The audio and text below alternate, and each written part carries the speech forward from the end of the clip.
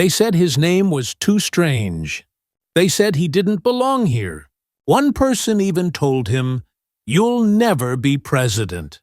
Not with a name like Barack Hussein Obama. He was rejected again and again by colleges, by jobs, by voters, by life itself. They called him too quiet, too confident, too ambitious, too different. He wasn't born into power. He didn't come from money. But what he had was a dream. And every time someone said no, he whispered back, "Not yet." This is the story of Barack Obama. Not the president, not the icon, but the young man who faced rejection and kept walking forward. Hello, my amazing friends. Welcome back. I missed you. Today I have something truly powerful for your heart and for your English practice. This is not just a story about success. It's a story about failure, pain, and never giving up. This is Learn English with Stories 365, where we turn real-life journeys into English learning adventures. Here you don't just study vocabulary, you feel it. You don't just listen, you grow. So open your heart, open your ears, and get ready. Let's begin the true story. Behind Barack Obama's unstoppable rise. Part 1. The Boy Between Two Worlds. Barack Obama was born on August 4, 1961, in Honolulu, Hawaii. But from the beginning, he didn't feel like he belonged. His skin was darker than most kids around him. His name sounded different. Barack Hussein Obama. Some children laughed at it. Some teachers avoided saying it. Even as a little boy, he felt like an outsider. His mother, Anne, was a white woman from Kansas. His father, Barack Obama Sr., was a black man from Kenya. They met at university full of dreams and idealism, but dreams can be fragile. When Barack was just 2 years old, his father left, gone to chase a future, gone from his life. Barack stayed with his mother. Later she married an Indonesian man, and they moved to Jakarta. A new country, a new language, a new set of rules. Barack was now the boy with curly hair and foreign clothes, sitting quietly in a hot classroom in Indonesia, trying to understand the words around him. At night, he asked his mother, "Why do they look at me like that?" She didn't always have the answer. When he was 10, he moved back to Hawaii to live with his grandparents. Another new beginning. He felt different again. Not quite black, not quite white, not fully African, not fully American. He looked in the mirror and asked, "Who am I?" At school he did well. He read a lot. He was smart, but inside he was angry, lost. Sometimes he skipped class. Sometimes he didn't care. He said later, "I was trying to make sense of a world that didn't make sense to me." One day, he found his father's old letters. There were only a few, but in those pages, he saw the dreams of a man he barely knew. A man who believed in education, in purpose. In standing tall, Barack decided, "I don't want to be lost anymore." That was the beginning. A boy between two worlds. A boy with many questions. A boy who would keep walking until he found his place. Part 2, Rejected by the Big Dream. Barack grew up with big questions in his heart. Who am I? Where do I belong? But as he got older, Those questions slowly turned into something stronger, a desire to make a difference. He wanted to fight injustice to help others to do something that mattered.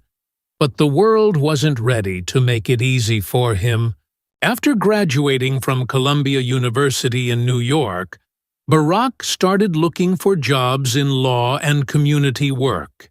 He sent out letters. He called offices. He hoped someone would see his potential, but most never answered. Others said, "Sorry, we're not hiring right now."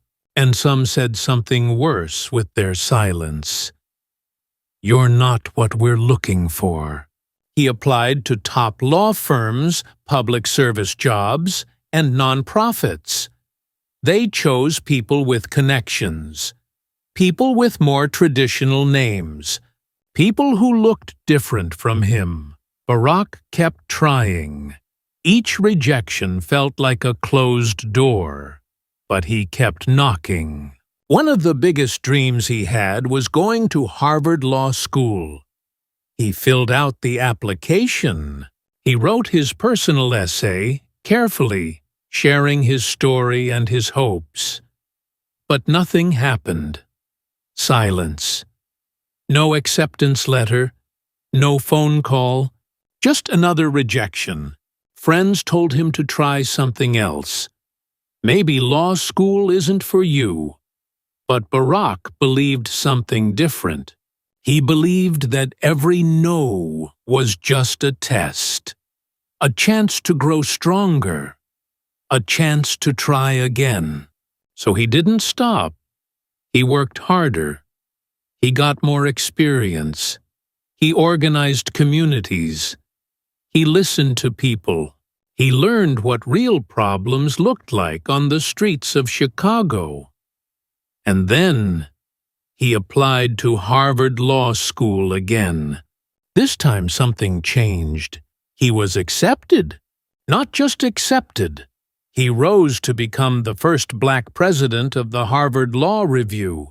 The boy who had been ignored, rejected, and overlooked was now leading one of the most respected law publications in the country.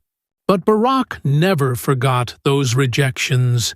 He never forgot the letters that never came, the voices that said, "You can't," because those no's shaped him. They made him hungrier, sharper, stronger.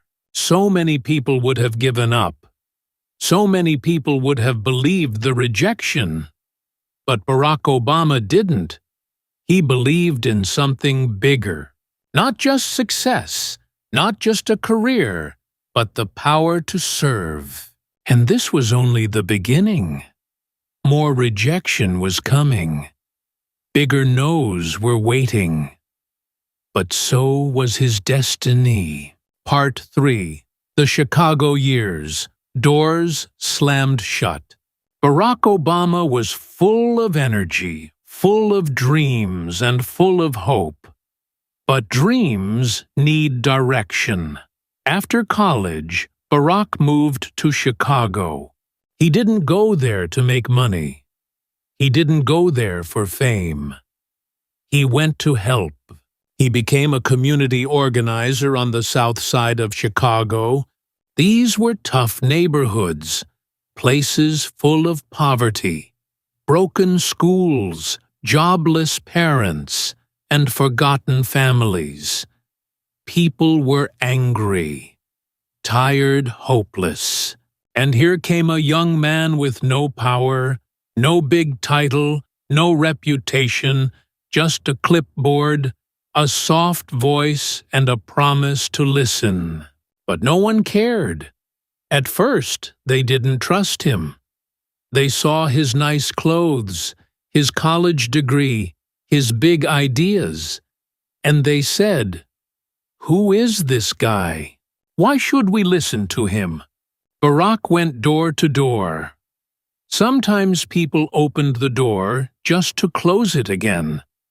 Sometimes they said, "Don't waste my time." Sometimes they said nothing at all. rejected, ignored, again and again. One day, a man looked him in the eyes and said, "You think you're going to save us?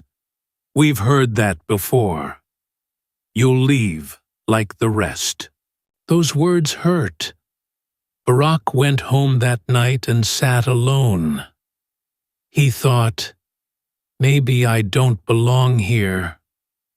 Maybe they're right. But deep inside, something refused to quit. He kept showing up. He listened more. He talked less. He organized meetings in churches, basements, and small community centers. At first, only a few people came, but he kept going. He helped fix broken school programs. He helped mothers find housing. He helped young men find training and jobs. Slowly, people began to say, maybe this guy is different. But even as he built trust, the struggle never stopped. He had very little money. He drove an old beat-up car. Sometimes it broke down on the way to a meeting. He worked long hours and sometimes felt completely alone. And yet he smiled. He laughed with the kids. He stood with the workers. He kept knocking on doors, not because it was easy, but because he believed every person deserved to be heard. One evening, after a long community meeting, an old woman came up to him. Her voice was soft. Her eyes were tired. She said, "You care. Don't give up. We need people like you." That moment stayed with him. Not the awards, not the speeches. That quiet voice full of truth. Barack was still a nobody in politics. Still broke, still struggling. But he was learning something powerful. That real change starts small. It starts on the ground, with patience, with listening, with heart. These were the years the world didn't see. The hidden years, the quiet years, the years when Barack Obama was just a young man walking through neighborhoods with nothing in his pockets, but everything in his soul. The doors had slammed shut, but he stayed at the door, waiting, working, believing, because he knew one day one of those doors would finally open. Part 4. His first political campaign. The Big No. By the late 1990s, Barack Obama was no longer just a young organizer. He was now a lawyer, a teacher, and a respected voice in his community. He had built trust. He had helped people. And now he had a new dream. Politics. In 1999, Barack decided to run for the United States Congress. It was a bold move. He was still young, still unknown to most voters. But he believed he could bring change. He believed he could serve on a bigger level. There was just one problem. He was going up against a powerful man, Bobby Rush, a former Black Panther, a longtime congressman, and a local hero in the black community. Everyone knew him. Few knew Barack.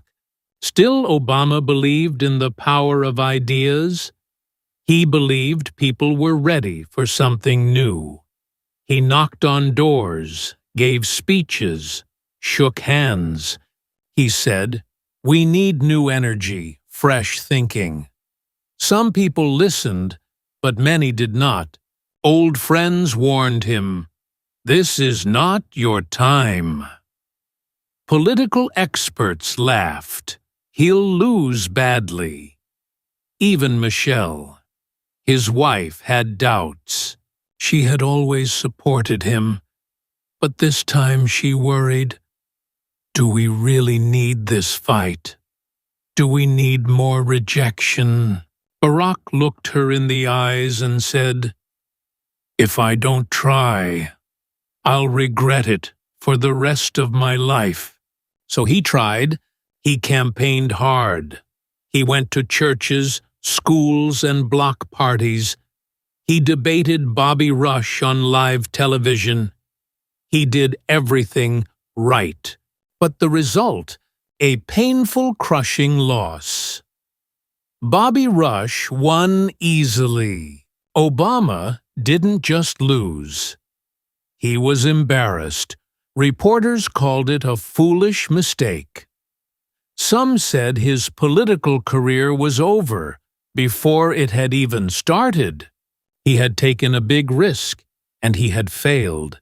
After the defeat, Barack went quiet. He took a break from politics. He spent time with his daughters. He taught law classes. He walked alone. He thought deeply. He asked himself hard questions. Was I wrong? Am I not meant for this? He even considered leaving politics forever. But something inside refused to die. He remembered the streets of Chicago, the people he had helped, the voices that once said, "Don't give up." He realized something important. He had tried to skip steps. He had reached too high, too fast. So he went back to the beginning. He read more, he listened more, he learned how to connect with people on a deeper level. And slowly the fire returned. One day he stood in front of a mirror and said, "I'm not done, because that big no wasn't the end. It was the lesson. Sometimes you have to lose to grow. Sometimes the fall is part of the climb." Barack Obama had failed in front of the world, but deep inside he had just begun. Part 5. The Comeback Nobody Expected. After his painful defeat in 1999, Barack Obama disappeared from the spotlight. He returned to teaching law, spent quiet evenings with his family, and tried to rebuild his confidence. He was no longer the rising star. He was just another man who had tried and failed. But something was happening inside him. The fire hadn't gone out. It had simply gone quiet, waiting, growing stronger. He started writing a book, The Audacity of Hope. In that book, he poured out his thoughts, his questions, his belief in something better. Writing helped him heal. It also helped him see the path forward. In 2004, a new opportunity came. There was an open seat in the U.S. Senate for the state of Illinois. Barack decided to run. But this time he was different. Wiser, stronger, more focused. He ran a smart campaign. He stayed connected to real people. He told real stories. He didn't pretend to be perfect. He shared his struggles, his doubts, his hopes.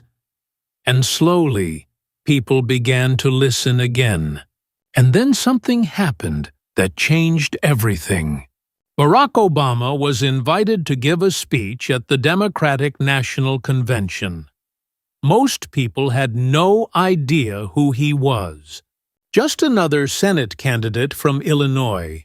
But on that night, July 27, 2004, everything changed. He walked onto the stage. The lights were bright. The cameras were rolling.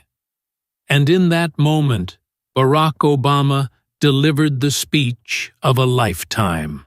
He spoke about his mixed heritage, about growing up with a single mother, about working families, about unity, about hope. He said, "There is not a Black America and a white America and Latino America and Asian America. There's the United States of America. The crowd went silent. Then it roared. Millions of people watched across the country. Millions saw not just a politician, but a voice. A new voice. A different voice. The next day, headlines called him the future of the Democratic Party. And just like that, the man who had lost so badly 5 years before was now a national sensation. He won the Senate race by a landslide. And suddenly, people started asking a new question. Could this man be president one day? But Barack didn't rush. He focused on doing the job, on learning, on serving. He traveled. He studied. He listened. He never forgot the failure. He carried it with him, not as a wound, but as a reminder that rejection is not the end, it's the preparation, that losing can teach you more than winning ever could. Barack Obama had made the comeback no one expected. He was no longer the unknown name with the strange past. He was the man who had been broken, but rebuilt. He had failed, but he had risen, and now the whole world was watching, waiting, because they knew he wasn't done yet. Part 6. The final Yes, We Can. It was now 2007. Barack Obama was a U.S. senator, respected, popular. But still, when he announced he was running for President of the United States, most people didn't take him seriously. You're too young. You're too new. You're too different. You can't win against Hillary Clinton. Even some of his closest allies hesitated. They said, "Wait your turn." But Barack didn't want to wait. He believed the country was ready for change. He believed people were tired of fear and division. He believed in hope. The journey began. He traveled from state to state, city to city church, to church stadium to stadium. He shook thousands of hands. He gave hundreds of speeches. But everywhere he went, the questions followed him. Is America ready for a black president? Is a man named Barack Hussein Obama electable? Can hope really defeat power? He heard the doubts. He heard the whispers. But he kept speaking. Yes, we can. Those 3 words became his heartbeat, his anthem, his promise. Yes, we can heal this nation. Yes, we can rise above fear. Yes, we can believe in something better. People began to listen. Not just listen. Believe. They weren't just cheering for a candidate. They were cheering for themselves, for their future, for the dream that had been sleeping in their hearts. But the road was not easy. He faced attacks, lies, racist comments. Some called him a terrorist. Others said he was too smart, too smooth, too calm. Still he smiled. Still he walked forward. Still he believed. Michelle stood by him, strong and graceful, even when the pressure was heavy. She had once questioned this path. Now she was his greatest strength. His daughters Malia and Sasha watched their father not just chase history, but create it. And then came the day, November 4, 2008. Millions voted. Millions waited. And then it happened. Barack Obama was elected the 44th President of the United States, the first black president, the boy who once sat in a small house in Indonesia, the teenager who asked, "Who am I?" The young man who was rejected, ignored, and defeated. He had done it. People cried in the streets. Strangers hugged each other. History was written. But Obama didn't stand there and say, "I did it." He said, "Yes, we can," because he knew this wasn't just about him. It was about the single mothers, the working families, the rejected, the forgotten, the underdogs, the dreamers. He had walked through rejection, and on the other side, he found something greater than victory. He found a nation ready to believe again. Yes, we can. Yes, we did. Yes, we will. Part 7, Legacy of the Rejected. Barack Obama served 2 terms as president. He passed laws, faced crises, made history. But his true legacy is not just what he did. It's who he was. He was the boy who was laughed at for his name, the student told he wasn't smart enough, the politician who lost, the man who heard. No more times than most people could survive. But he turned every no into fuel, every rejection into a lesson, every doubt into determination. He didn't lead with anger. He led with grace. He didn't fight with hate. He fought with hope. And even after leaving the White House, he continues to inspire. Young people across the world look at him and see what's possible. Not just because he was president, but because he kept going when it was hard, because he stayed kind when people were cruel, because he stayed strong when the world said, "You can't." That is the legacy of the rejected. It teaches us something powerful. You don't have to be born into greatness. You don't need to be perfect. You just need to believe, to get back up to try again, to walk through every closed door until one opens. Barack Obama didn't rise in spite of rejection. He rose because of it. Conclusion: your English, your power. My amazing friends, Barack Obama's story is not just about politics.